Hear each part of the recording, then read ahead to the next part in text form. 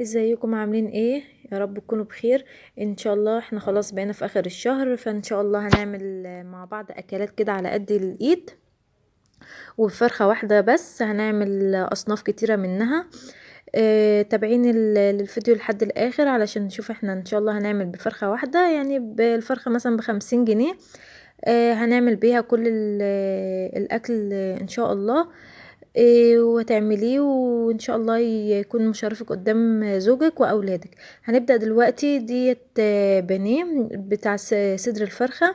هنتبله مع بعض ببصلتين جبتهم وبشرتهم، ومعايا ملح وفلفل وبهارات بتاعة الفراخ.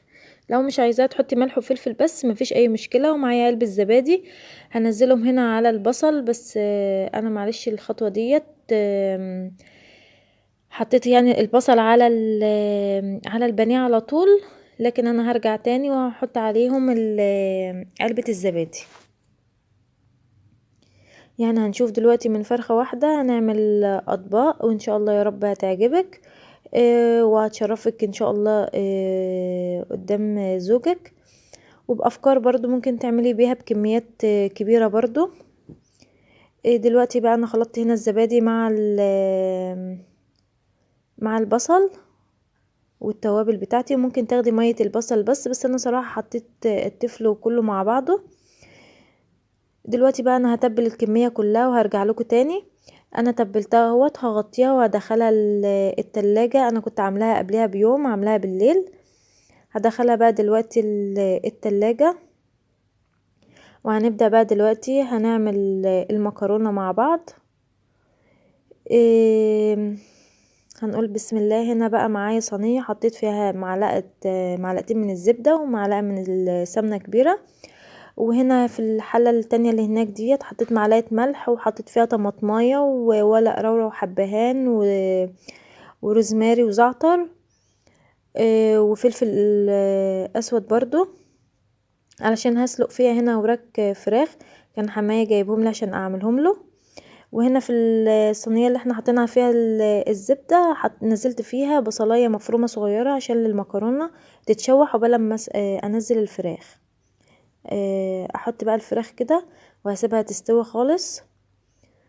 انا غسلتها وكنت نقعاها. دلوقتي بقى انا هغطيها وهنروح نشوف البصلايه بقى. انا يا دوبك بس كده هتبل البصلايه بس كده، خليها يعني تصفر حاجه بسيطه خالص، وهقوم منزله عليها الصلصه. طعمها بارد وطعمها جميل. انا دلوقتي بقى هنزل هنا الصلصه. خلاص هي بدأت تاخد معايا هي التشويحه، يعني دبلت معايا. والحله التانية هنا انا معلقه هنا ميه المكرونه علشان تتسلق. وهنروح بقى نعمل بطاطس هنا شيبسي. ده بطاطسايه قشرتها وبخرطها كده في مكنه الشيبسي ديت. طبعا احسن لما بنجيب شيبسي من بره طبعا عشان خاطر اولادنا، وانتوا عارفين الايام اللي احنا فيها، ربنا يا رب يحفظنا ويحفظ اولادنا جميعا. دلوقتي بقى انا خلصت الكميه كلها. احط عليها معلقه من الملح وشويه من ديت طعم طعم الجبنه. بنجيبها من عند اي عطار، بنروح نقول له عايزين طعم جبنه بتاع الشيبسي او فراخ او كباب، اي طعم انت تحبيه.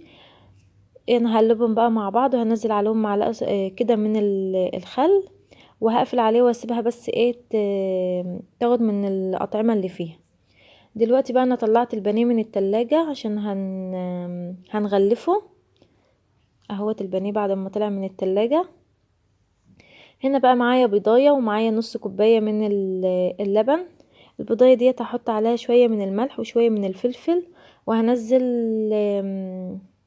نص كوبايه كده من اللبن، او معلقتين او 3 معالق كبار كده من اللبن.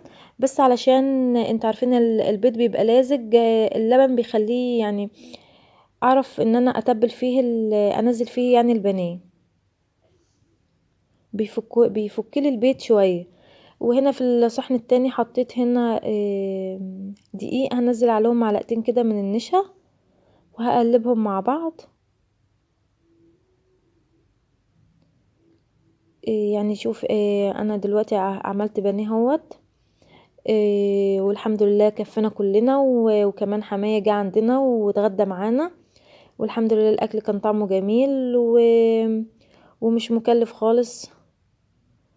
لما اجيب مثلا فرخة واخلي بتاعة الفراخ تعملها لي وتظبطها لي، مفيش اي وحاجات كلها برضو جميلة. دلوقتي بقى انا جبت هنا البقسماط. بص البقسماط حطيت عليه هنا كيس من الفيجيتار، انا مفكراه حار بس طلع عادي، فانا حطيته وقلبته. الخطوة دي مش يعني عادي، عايزة تعمليها اوكي، مش عايزة تعمليها مفيش مشكلة، مش هو البقسماط بس وخلاص. دلوقتي بقى انا جبت البانيه، نزلت من عليه التتبيله اللي كانت عليه كلها وحطيته في الدقيق، عفرته كده بالدقيق، وبعد كده نزلته في البيض ووديته بقى البقسماط، بغلفه كويس جدا بالبقسماط كده معايا.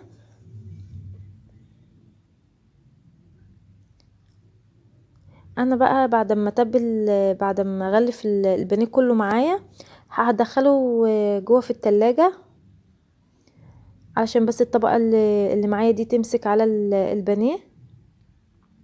هدخله شويه في التلاجة كده،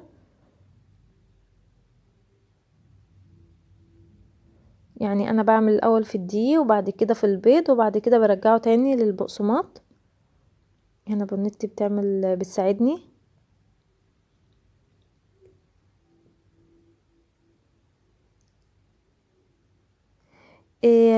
انا برضو بقى الوراك انا خالتها وعملت بيها الحمام الكذاب، هتلاقوه في الفيديوهات برضو موجود. اتمنى برضو تجربوه، الوصفة دي بجد كانت جميلة جدا وعجبت زوجي والاولاد جدا، واتمنى يا رب تجربوها. يعني الوصفه ديت سهله، ما فيهاش بقى ولا ورق فويل ولا اي حاجه، وكانت في الفرن كده، وحتى والدتي بتقولي انت عملتيها في الفرن، ايوه، وكان طعمها جميل جدا. بص انا هنا خلصت كل كميه بقى البانيه اهوت وهدخلها التلاجة. وهنا معايا الميه بتاعه المكرونه خلاص كانت غليت اهيت، نزلت فيها معلقه من الملح، وهنزل فيها المكرونه وهسيبها بقى تتسلق. وحاطه هنا الوك على العين التانية، وحطيت فيها زيت علشان هقلي فيها البطاطس. هدي بقى تقليبه كده للمكرونه. دلوقتي بقى هنروح نحط البطاطس. بص انا بحط واحده واحده علشان ما احطش كميه يبقوا لازقين في بعض ويدوخوني. اهوت البطاطس بعد ما سبتها شويه بتبقى طعمها زي اللي جايه من بره بالظبط. لو عايزه تستغني عن معلقه الخل ديت مفيش مشكله، ولو عايزه تستغني عن طعم برضو الفراخ ديت وتعمليها بميه وملح وخل برضو بتبقى طعمها جميل جدا برضو. انا بقى قليت هنا البطاطس بطلعها على لون ذهبي كده، شايفين ما شاء الله، وكانت مقرمشه جدا. اتمنى يا رب تجربوها. دلوقتي بقى هنقلي البانيه اهوت بعد ما طلع من التلاجة، هنزله في الزيت كده غزير ويكون سخن.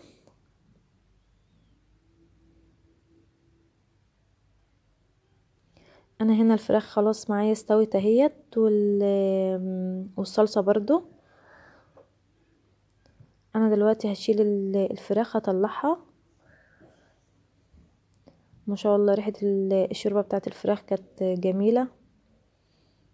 الحمد لله الاكل كله كان جميل، وعجب الاولاد وحماية وزوجي. اتمنى يا رب تجربوها، ومش لازما يعني بتكاليف او بكميات، على قد ايدك اعملي الاكل. ادي من فرخة واحدة عملنا بيها البانيه وعملنا بيها الفراخ الكداب، وكمان ممكن وبقى الهياكل وديت ممكن نعمل بيها شوربة ونعينها في الفريزر لأي وقت احنا عايزين في شوربة. او ممكن مثلا تعملي بيها صينية بطاطس في الفرن.